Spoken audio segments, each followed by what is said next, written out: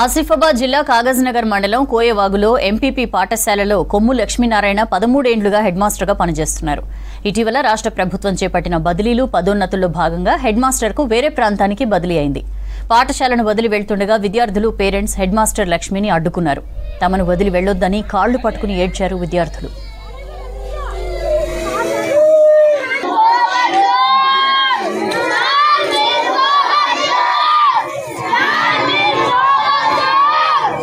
ఇక్కడ నుండి చిన్న పిల్లల కాడ నుంచి స్కూటీ మీద తీసుకొచ్చి పిల్లలు రాకపోతే చాక్లెట్ కొనిచ్చి పిల్లలకు మంచిగా తల్లిదండ్రులు లెక్క చూసుకుంటాడు.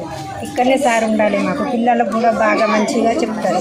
సార్ ఇక్కడ నుంచి పోవద్దు, నా బిడ్డ 4వ తరగతి చదువుకుంటుంది, నేను సార్ పోతే బడికి రానని చెప్తాను.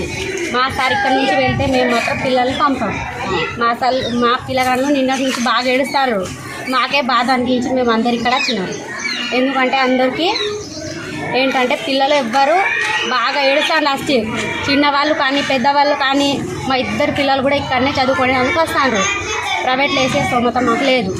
తీసుకుపోతాను మా సార్ లేకుంటే మా పిల్లలు ఎలా అని బాగా బాధపడుతున్నారు, ఫుల్ ఏడుస్తున్నారు, అన్నం తింటలేరు, ఏం లేదు. ఎట్లన్నా చేసి మా సార్ మాకే కావాలని అంటారు వాళ్ళు. మాకు కూడా మా సార్ ఉంటే మాకు కొంచెం ధైర్యంగా ఉంటుంది. అలాగని ఏమన్నా కొంచెం ప్లీజ్ ఏమన్నా హెల్ప్ చేయండి. మా సార్ మాకు పోవద్దు, ఇక్కడనే ఉండాలి, మాతోనే ఉండాలి.